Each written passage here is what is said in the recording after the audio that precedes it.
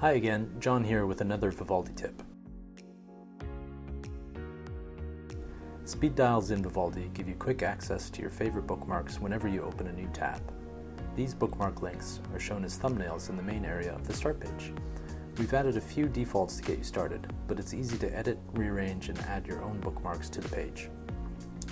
Adding a new link to your speed dial is simple. Just click the large plus button. A dialog will appear in the bottom of the screen where you can enter the link you'd like to add or pick from suggestions based on your browsing history. Click Save and the new bookmark will appear on your speed dial. You'll find a few more controls available when you hover over the new bookmark. The minus button will remove it from the speed dial.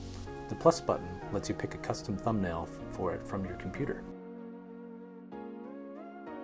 And the refresh button fetches a screenshot of the website to use as its thumbnail.